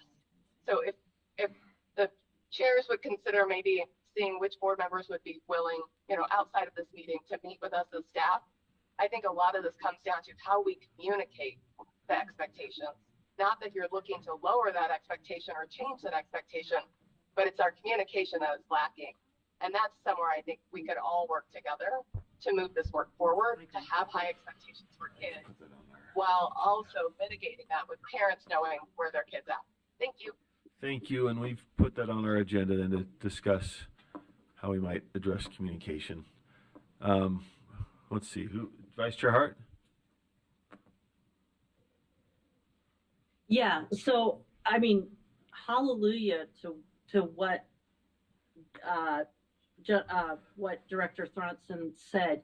Please just close your eyes and imagine having to have this conversation that we've had 2 hours, have this conversation within 20 minutes in a parent-teacher conference where you have to do it 6 or 7 times in the day.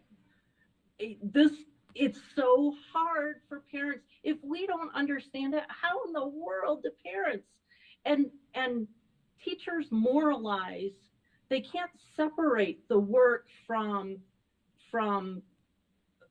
their person. They are in it. Our teachers are in it with all of their being. And when they don't reach a goal, it's like a personal failure.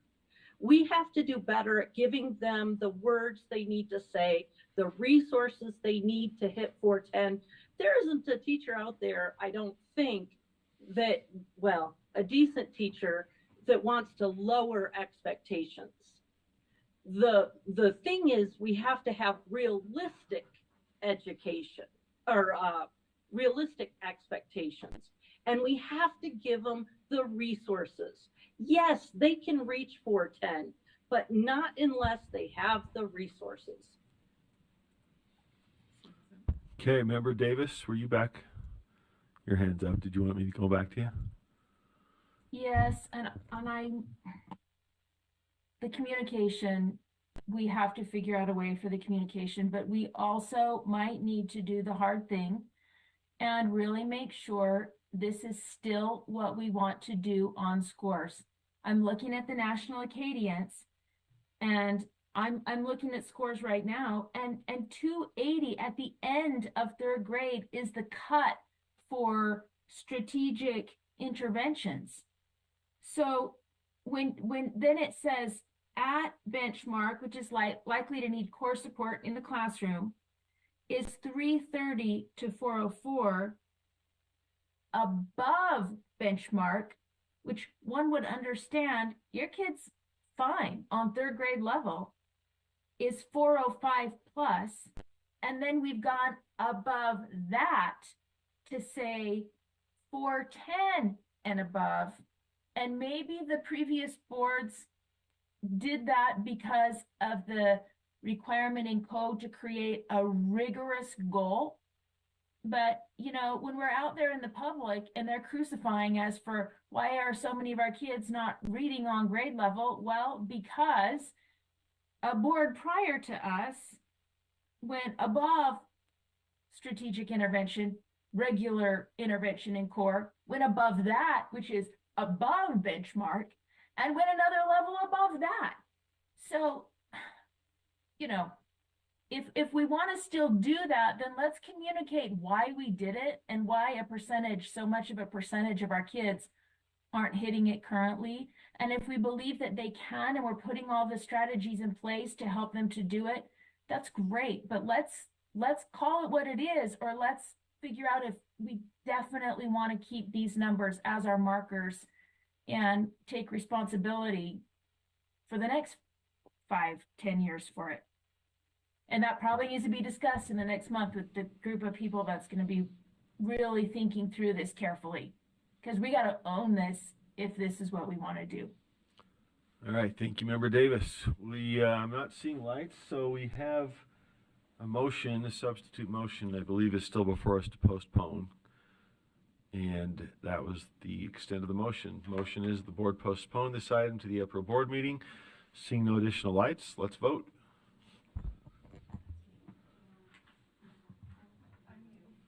Green is a yes. Oh, should we just roll call it? Okay. All right, let's do a roll call. We don't have the, so, Member Bogus? Do we lose her? Member Bogus to the motion to postpone. Okay, Member Booth? Yes. Member Klein? Member Davis? Yes. Vice Chair Earl? No? Member Green? Yes. Vice Chair Hart?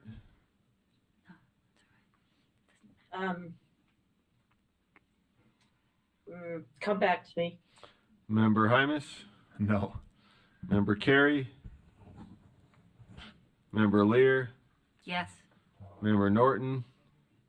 Yes. Member Reel? Yes. Member Straight? Member Wood? No. Member Moss? Yes. Back to Vice Chair Hart. No, I don't think the problem is the rule. Okay. What's that?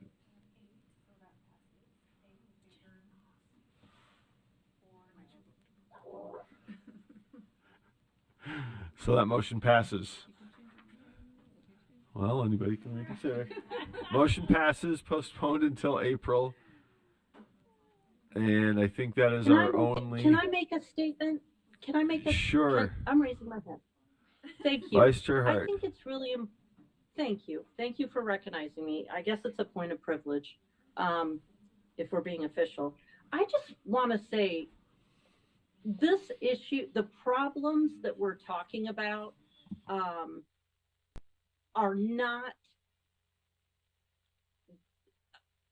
did not come from our staff. I am so impressed by what our staff has done in this area with the resources they're given. And I think that they're doing exactly what we asked them to do. I just think there's been a lot of philosophical conversations that should have happened in the last 5 years that we don't make time to have. And I think we just kind of hit a tipping point. So I just want to share my appreciation for what staff is doing. And I don't want it all for them to feel like that they didn't hit the mark. It's just we're not yet to the finish line. Thank you, Vice Chair Hart. I'll say the same thing. I feel much better educated now, and with a month to study it, I feel like I'm in a position to actually come here and make an informed choice. So that's me as one of 15, but this is confusing stuff. So I greatly appreciate staff's walking us through all these different issues. There's vertical and horizontal questions of comparison here and history there and repercussions. I think one question is, what does this do to a teacher? We've heard about the difficulty of communicating with parents. If there's a shifting standard, is this used for something else? Does it go into evaluations, anything else?